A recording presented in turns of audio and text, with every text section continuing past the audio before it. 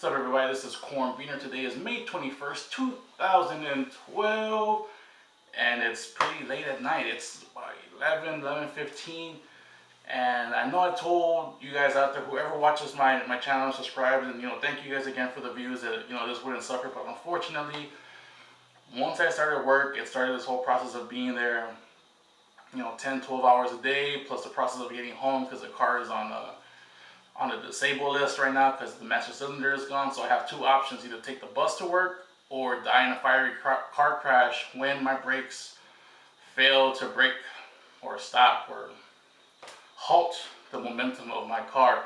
This video is literally going to be recorded and uploaded. I'm sorry, it's going to be kind of sloppy. I will not be editing this because due to time, I'm super tired, but I need to get a video out.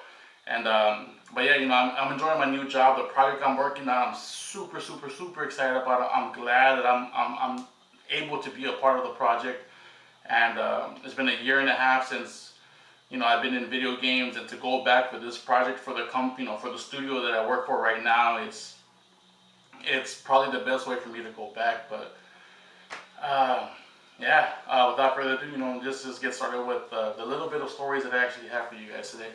This is some sad news that became happy news that will turn into hopefully hopeful news.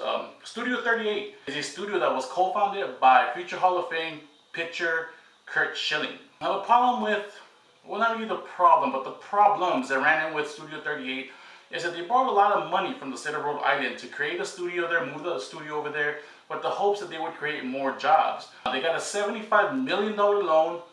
And after they released their first game, which was Kingdoms of Amalur Reckonings, they ran into some financial troubles. The loan was supposed to be paid back, and they had a payment due about a week ago for $1.25 million. The studio cut a check out to the government, was told by the studio CFO that, pretty much leave the check alone because we don't have the funding to actually clear the check.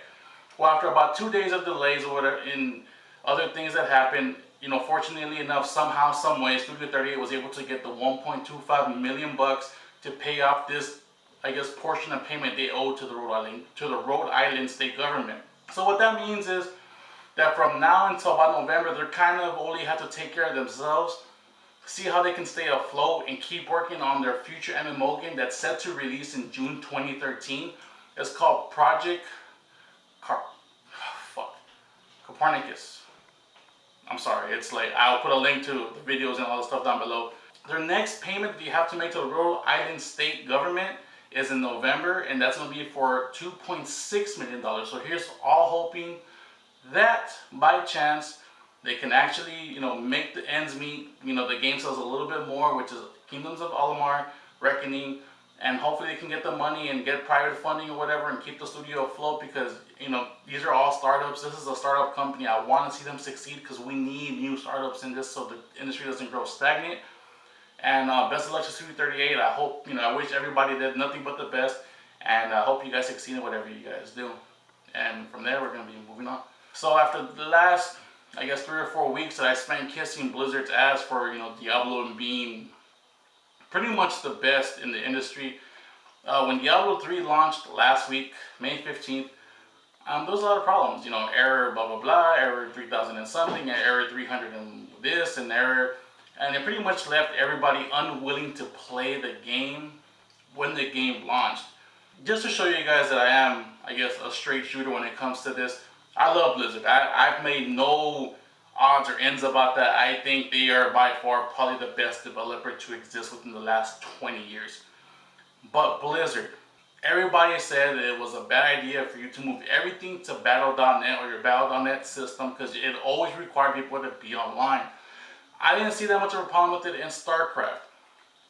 But seeing as Diablo, for the most part, as a dungeon crawler, most of the game, the lore behind it, is a single person story based experience. Why have you not already developed a client side,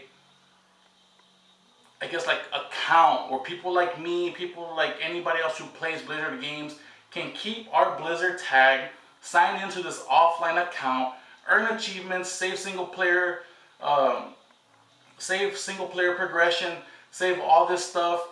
And then when we sign up online to play along for the auction house or when the PvP servers are up, we can just sync them up and everything will be uploaded to your servers. That way, you can always keep track of what we're doing. That would have been so much helpful. That would have avoided this whole ordeal of people not being able to play your game when they bought it on launch day. And some people, still had problems about it, into the weekend, and that just completely sucked. I always say you guys are the best, but this is just one of those moves that you guys have to change. Please give us a client-side, like service or tag where we can still play single player portions of your game, save our progressions, save our achievements, and we want to go online, we sign up, we sync, and we update your servers with our information or some way around that where we can still play offline. Okay, and that's pretty much going to be it for those 2 stories. I'm sorry I'm rushing this again. It's like 3 legs when I get a video out. And this is going to be the giveaway video, actually. I come to find out, doing the numbers and everything, that everything's going to work out pretty good for me. And I have money to cover what I need to cover. So, like I said, my good fortune, your good fortune. So, I'm going to ask you guys a question. E3 is about 2 weeks away. And thankfully, I will be attending. Since I'm always looking for new material, and this will be the first time I really cover E3 in a way that kind of, I guess, better shows my style for covering, I guess, events like this. I'm going to ask the question, what do you guys want covered at E3? Doesn't matter what it is. Comment down below. Booth babes, exhibitions, vendors, whatever. Give me your ideas down below. And you will be entered into the drawing for a $50 Amazon gift card. I'll pick 2 winners, $150, $125. If by chance you do not want an Amazon gift card and you know of another, I guess, store or online vendor that you would like a gift card to that's within the United States borders and is secure, let me know and we can arrange that. If you win it, you don't have to stick with Amazon. If you want something to Bass Pro Fishing Store, I can make it happen. And this is going to be the bonus question of the day. In my new job, I've talked to a couple coworkers and got me thinking about my favoriteest games of all time.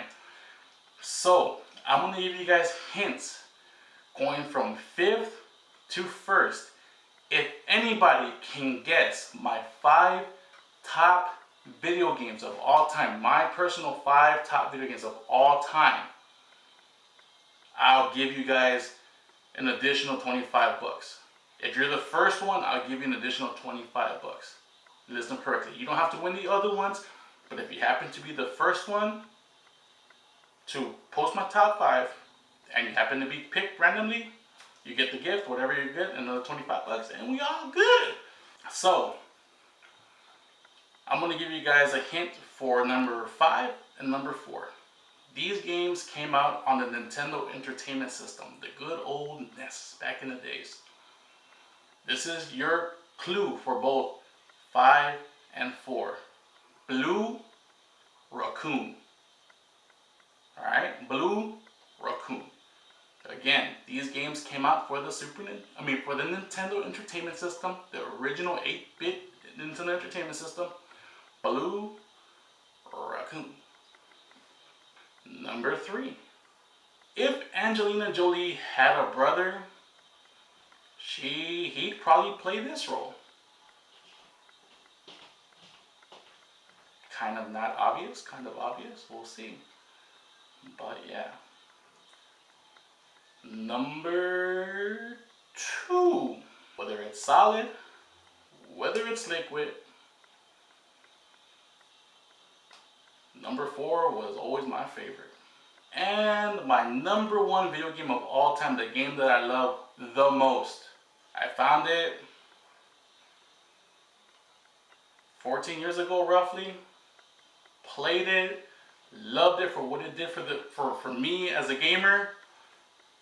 Being the big football fan that I am, I thought it was worth the touchdown and the extra point. So that's it. If you can decipher those clues into my top 5 list of all time, I'll give you guys 25 bucks. Again, Blue Raccoon, If Angelina Jolie had a brother, solid, liquid, number 4 is my favorite.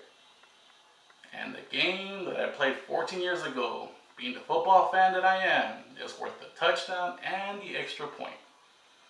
So thank you guys again for watching. I'll try to get another video out this weekend, hopefully sooner.